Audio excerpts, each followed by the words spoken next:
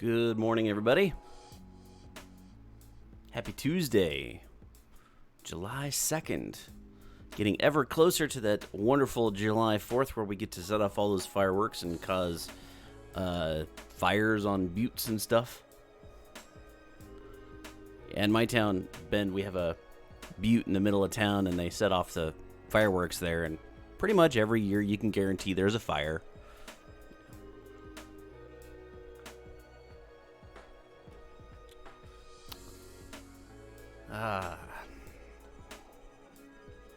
Once again, pretzel.rocks for the music here. This is a royalty-free stuff, so that's always good. I like royalty-free stuff. It's kind of like open source, you know? It's just nice and free. You just get to use it. I'm going to bump my mic up a little bit. Yesterday I went really hoarse because I was practically screaming into the microphone, "You can't believe these Democrats!"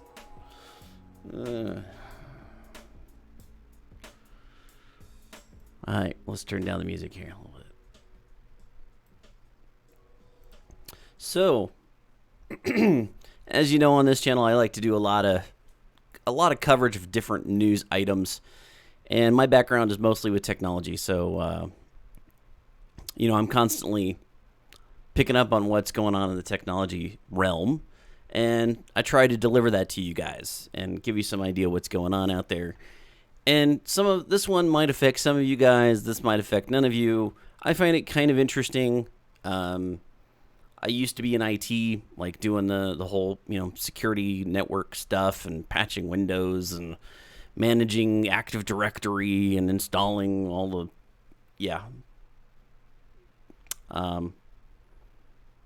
doing DC promos, stuff like that.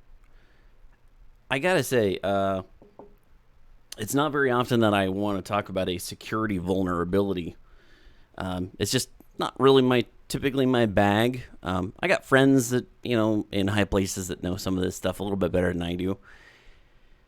And, but this one, I don't know. It came across my news feed, and I kind of investigated a little bit, and I saw a video, and I'm like, oh, that's kind of, people need to be making sure they're doing some action here, because this could be very problematic. So it was recently released, I guess back in May 17th, I guess, there was a patch put out by Microsoft to try to kind of address a problem. Doesn't fully address it, but there's been a security vulnerability that's been discovered with the RDP protocol, which, for those of you who don't know what RDP is, it's the remote desktop protocol. So with Windows, you can, connect to your RDP or connect to your computer through RDP and, basically use it like your regular desktop, right? You just remote connect. It's like a VNC, but it's the Microsoft version, if you will. But it is an RDP protocol. There are other software programs that use RDP, but it's typically just a Microsoft port that's used, right, in protocol. So, there is one particular vulnerability called the CVE 2019-0708. Okay, and this one's been going and making the rounds, and basically what this exploit does is it allows you to gain access to a computer. Basically, so no one had, up until very recently, no one had really come up with a full way to exploit. There was no public exploit of this vulnerability. And that was kind of saving Microsoft for a while. But, these things, at some point, it's going to happen. And the security world really kind of picks up on this by, in a lot of ways, they find out about these things because they're detecting scans that they're not used to seeing scans of, right? They've got all these different networks, and they're seeing reports of scans on certain ports coming from different sources, and they're like, this is new. This is a different thing that we're seeing trying to intrude upon our networks. And basically when they see that, they start wondering, they start investigating what the source of this is. And there was, of course, the Microsoft release of some patch that was kind of to fix some of this, but it's still very exploitable. So there's a lot of different companies that kind of keep track of these things, but there is a standard, the CVE standard, which is these, it's keeping track of the different vulnerabilities that are out there. Okay, National Vulnerability Database is a good one. And this one I got. So the current description of the CVE 2019-0708 is that a remote code execution vulnerability exists in remote desktop services, formerly known as terminal services, with an unauthenticated attacker connects to a target system using RDP and sends specifically crafted requests, aka remote desktop service, remote code execution vulnerability. So you can actually execute code on a remote computer without authenticating yourself. And this is scary when you think that. Okay, anybody who has the RDP protocol open on their system, terminal services open, they can be exploited. There are some steps that you can take. One of the simplest things is you have to make sure that you get authenticated before you gain RDP access. That was something that was introduced, I believe, in 2008. Windows 7, Windows Server 2008. They all have this login before you can. In fact, I had it on here. So the NLA is what it's called. Network level authentication. So you have to authenticate yourself before you can get access to the RDP session. But if you don't have NLA turned on, then if you don't have NLA turned on, then somebody can gain access to the system without needing any authentication. And that's pretty scary, right? That's really, really scary if you don't know. And that's honestly a really annoying requirement to have network level authentication. Sometimes you don't want that. So having to turn it on is kind of a problem. Well, anyway, so for a long time, there weren't any public exploitations of this. And there's a Twitter thread. I'm going to throw this up on the screen here. This is the main Twitter thread that's kind of keeping track of this. This is started by Kevin Beaumont, and he just named it BlueKeep, and it's kind of interesting. So going to nickname it BlueKeep as it's as secure as the Red Keep in Game of Thrones, and often leads to a blue screen of death when exploited. So that's where they got the name BlueKeep for this thing. So he says right away, turn on NLA, right, network level authentication, and that will give you a quick and dirty solution to the problem, but that doesn't mean that the exploit is gone. It just means, if you can turn on NLA for your practices, then do so. There are, as of yet, no public proofs of concepts, POCs, proof of concepts yet, and no sign of exploitation in the wild.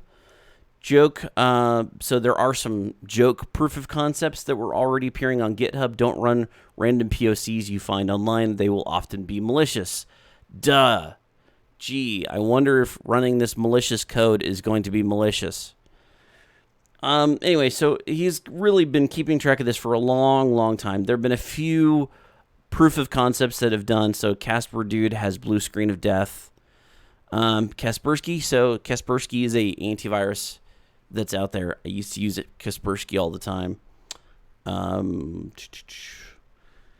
Yeah, so it did get a little bit, there had been some of the bigger names had gone out there, but one that was kind of interesting that popped up.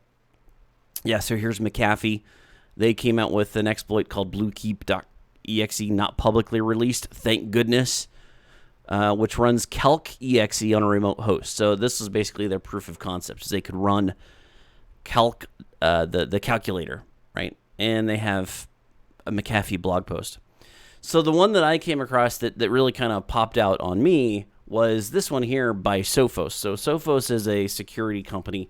They do a lot of security stuff. I've worked with Sophos before when locking down systems. They're really well known in the industry for security.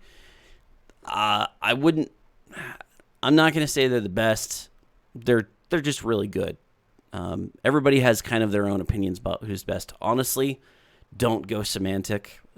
I know personal experience, personal bias, I guess you could say. Symantec, Norton, just, ugh. It's more of a resource hog than it's worth. But they did post out. So Sophos posted up on their Naked Security blog, where they post up a lot of their security news stuff, which is interesting to follow.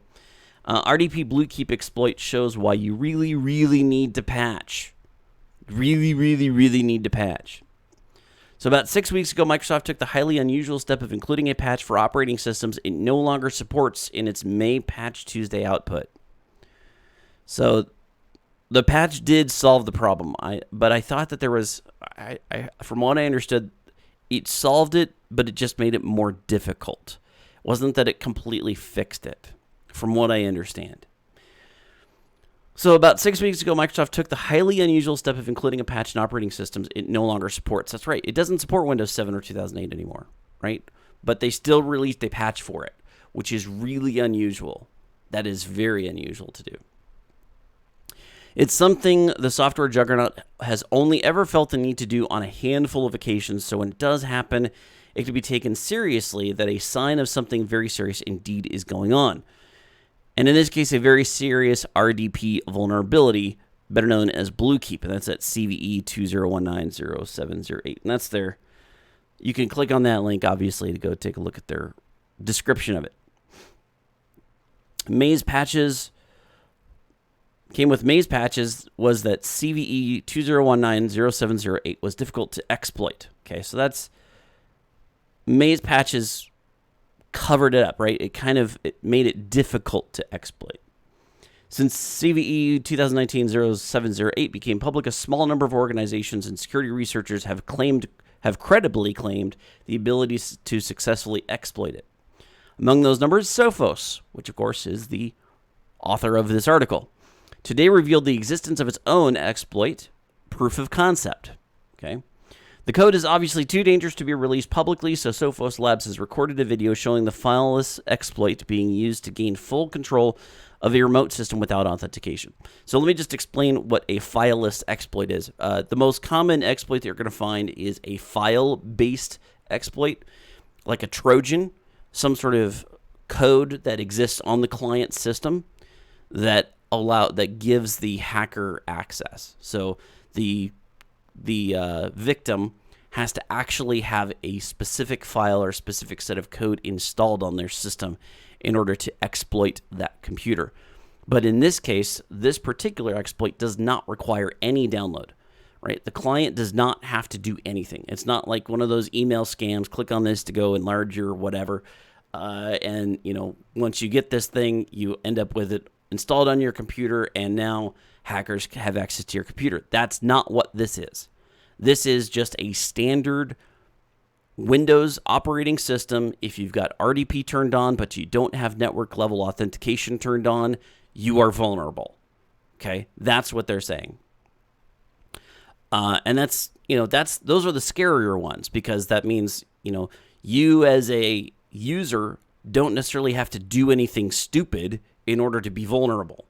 Those are the worst ones to try to get the word out that you need to be careful, that you need to do something, you need to take action. So I did want to play this video because it is kind of interesting. I'm going to blow this up so it's full screen here. Let's just watch. All right, so he's going to run a Python script. The left side is Ubuntu, so I'm just going to pause this real quick. So over here on the left side is Ubuntu, and it's just a Linux flavor.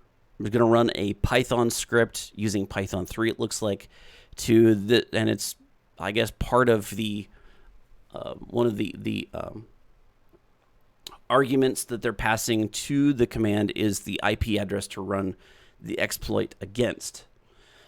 So this is a Windows 7 unpatched virtual machine. So this is unpatched, right? Before the Microsoft patch has been applied. You can see there is the IP address, IPv4 address, 192.168.66.131. That's on this local network. And let's see what happens. So right now, he's going to check, trying to log in, right? He's going to RDP into 131. It prompts for credentials. It just goes ahead without him. So he can't log in without a password, right? just kind of showing you, I can try this account, doesn't work, username is incorrect. But there's an accessibility icon that you can click on, and that's what you should see when you click on that. You should get like this little ease of access, make your computer easier to use so that, you know, before you try to log in, you can kind of see things a little better or have it read off to you using a screen system. One of those, I forget what they call them, but for American disabilities, you get like, you can screen reader. That's what I'm thinking. Okay. So can't log in, right? Now he's going to run the exploit. So this is just a Python script it's going to run. It takes a while. So they kind of fast forwarded it for time. And of course, with a bit more work, right? So if I did some multi-threading, perhaps, if I did something to speed up instead of using for eaches, maybe I did some for loops to maybe speed this thing up. And then maybe I could speed up the vulnerability attack.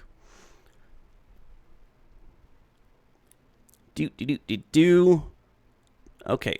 So I just kind of want to, so this is some interesting output by what they're saying here. Took too long to execute, might result in instability. That's just a warning from Python. So it's actually starting up an RDP session.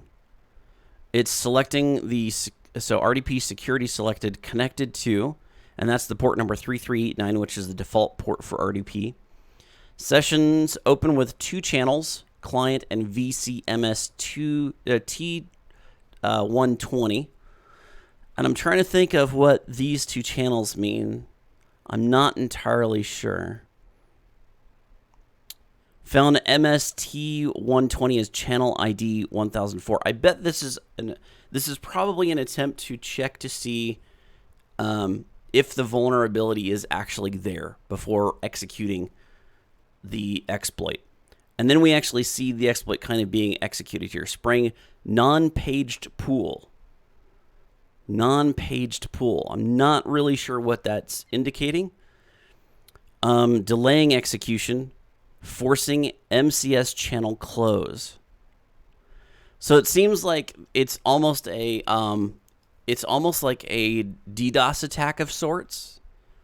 But it's rather that, so a typical DDoS attack is going to be like just multiple servers that are attacking at once and trying to get a response. So if you have a server that has a response, if you can spin up 1,000 servers to all try to hit that one point at the same time, you create a DDoS attack. A variation to that is if you know that a certain process takes a computer a longer period of time to do something, then if you can send multiple requests for that computer to execute that code, then you can cause it to get gradually slower and slower and slower. And you can think of this as like Windows times out, right? When you try to execute an application, sometimes that application will time out because it tried to do something and it was taking too long, and Windows detected this, and so it just shut down the thread. That's, to me, that's what it looks like is going on here. Okay, I may be wrong. I don't know the specifics of the exploit, so I'm kind of taking some conjecture here, but that is one of the strategies that can take place, and it looks like that's what's going on here. So spraying non-paged pool tells me they're sending a whole bunch of commands all at once to some sort of service, right, that's supposed to be handling these requests. And then maybe that service is trying to return back and ask the requester for some information for all of those requests that were initiated, and then it's delaying the response, right? I'm not going to answer those requests. And what you end up doing is then that thread that's trying to do all that on that computer is like waiting and just gets suspended. So that thread is just sitting there waiting and waiting and waiting and waiting, and it's not getting a response, so it's just going to shut down because Windows is going to detect that this isn't continuing. The thread is stopped, and it just shuts it down. So forcing MCS channel close, which I believe is a command on the client side, the exploit side.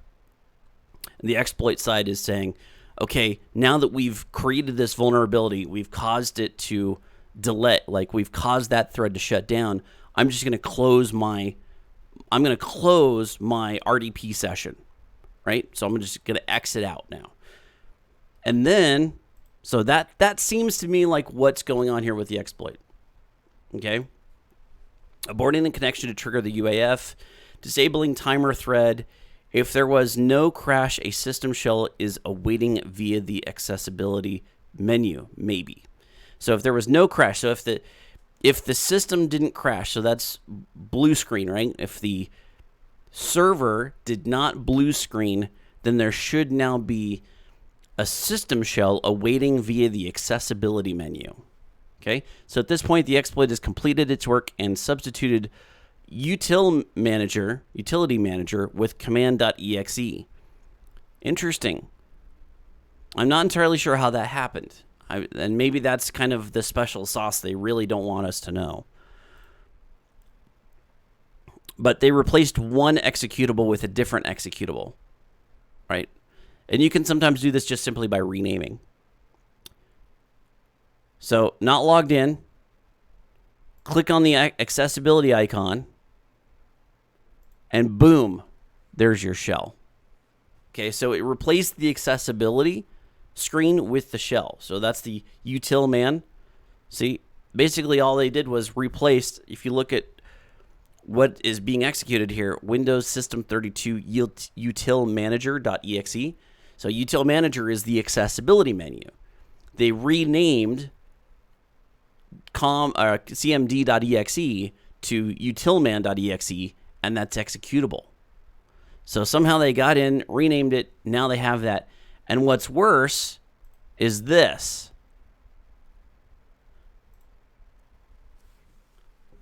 They're able to execute with administrative privileges because that is the authority, that is the system authority, right? So the authority system is the big kahuna security account that's built into Windows to basically run all your services, okay? That means it pretty much has access to everything. You can execute anything without any problems. So I imagine utilman.exe renaming to CMD, that's just one thing, right? That's just one way that they could do it. It's probably all sorts of other things they could do besides this, but that is just kind of to emphasize the point of exactly how this exploit could be used to access your system and cause all sorts of problems.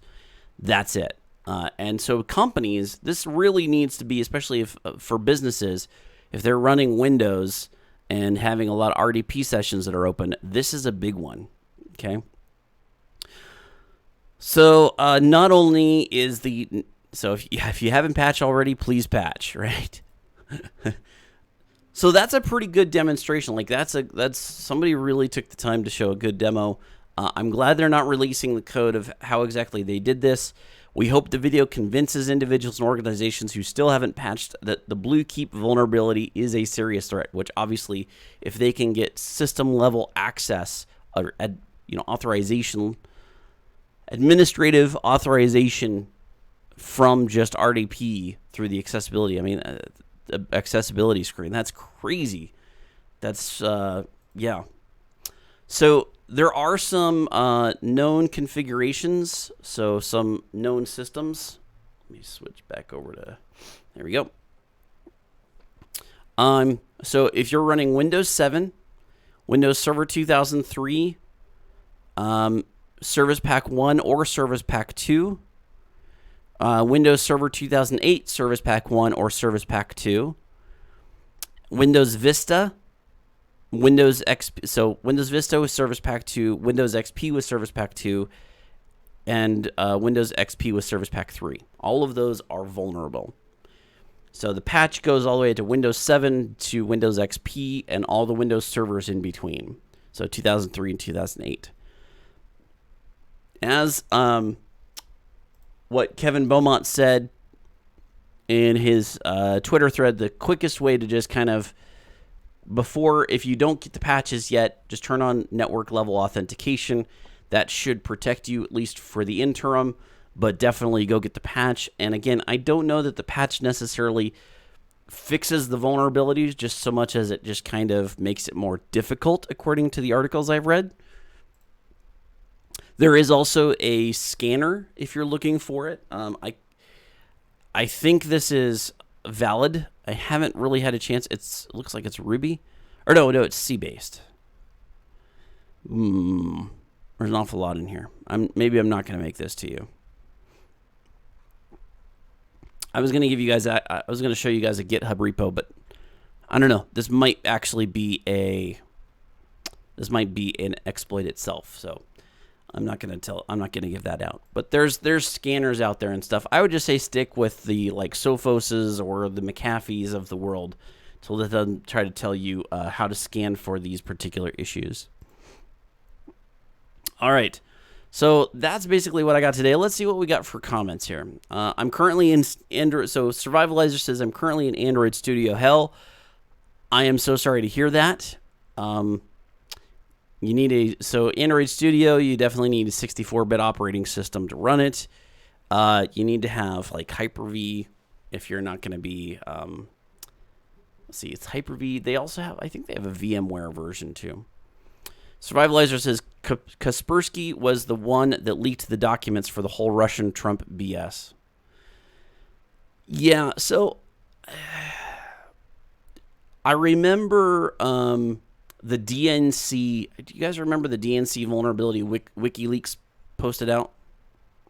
So Norton is worse than Sophos? I believe so, yeah. I mean, Sophos has got some problems with it. Definitely, it's kind of a... Yeah. I'm looking to redo my security. Yeah, I would say, so I used Avast for a long time. I like Avast. I think Avast is one of the better ones that's out there. I did use Kaspersky for a while. I switched over to Avast. Now I typically just use the Windows one, just the Microsoft scanner. I just don't really find much need in my daily life to have something too much beefier than that.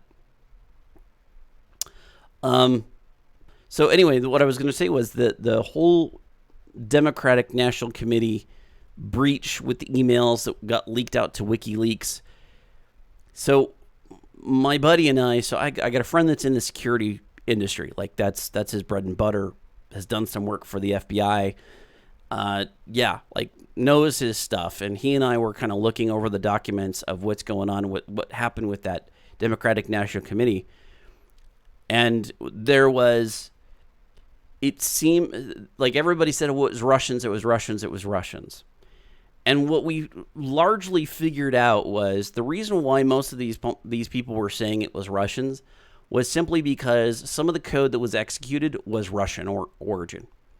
These are exploits that had previously been created that they were included in the exploit. Does that mean that it was a Russian attack? No. No. And in fact, the other thing that was happening was the IP addresses were from a couple of different places, but one of them was from Russia. One of the IP addresses was out of the state of Russia. But again, that doesn't necessarily mean that it was a Russian attack.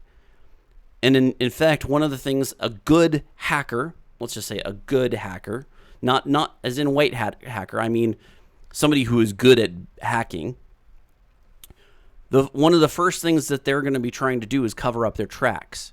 And one of the best ways to cover up your tracks is to point the blame to someone else. How would you, if you were a hacker, how would you go about trying to point the finger at someone else? How would you do that? Well, you want to set someone else up for it. How could you do that? Well, let's use Russian code with Russian passwords, and let's use Russian IP addresses. Boom. We've just made the media, who's completely ignorant about this stuff, think that it's the Russians. That's how it happens. It doesn't take long. Even this, FBI, CIA, they don't necessarily always do that. They don't know exactly where these come from. They suspect, right? They when they initially announced this, the CIA never said in that time that it was the Russians. They said they suspected the Russians. And the only reason they suspected that was because of this information. The IP addresses that were used and the code that was used had some Russian characters in it, right? That was kind of it. Was it just like some of the code that was being executed, some of the passwords that were being used and attempted were Russian origin. I honestly don't believe that somebody who is a hacker is dumb enough to think that they're just going to use their if they're from Russia, they're not going to be using a bunch of Russian code. Well, they might, right? But you would think the whole thing would be Russian, not a few pieces of it. I really think that there's no guarantee that was a Russian attack. There just wasn't. And we kind of do this thing. The media doesn't understand. The CIA doesn't have real hardened evidence. All they've got is the code execution that they see and some of the passwords that were being attempted. Russian. Oh, therefore it must have been Russia. Right? Survivalizer, you and I both know somebody who speaks Russian. A computer guy, right? Knows his technology. Russian origin. The dude is wicked smart. He could probably do something like that. Right? He could put some code together in Russian and execute it. Next thing you know, they say, oh, well, it was a Russian exploit. Not really. The dude lives here, has all his life. Right? So, yeah, it's not that hard for you to target to make it look like some particular state-sponsored attack. Survivalizer says, yep, just saying Kaspersky is a Russian company and I don't trust any foreign powers at this point. I barely trust Canada. Yeah, right. Especially with Trudeau, right? That guy is a piece of work. All right, guys. Well, thank you so much for watching. I know this is a bit of a different direction. You probably aren't used to me talking about exploits and stuff, but I found it kind of interesting. So thanks for watching, guys. Make sure you're patching your Windows systems, making sure you're fixing those exploits so that you don't get hit with this kind of thing, especially if you're in businesses, right? If you are running a business, make sure you've got that RDP protocol locked down and everything is patched so that you guys don't have somebody gaining system authority into your servers. That would just be really, really bad. All right, thanks everybody for watching. I hope you guys have a wonderful day, and I will talk to you later. Bye-bye.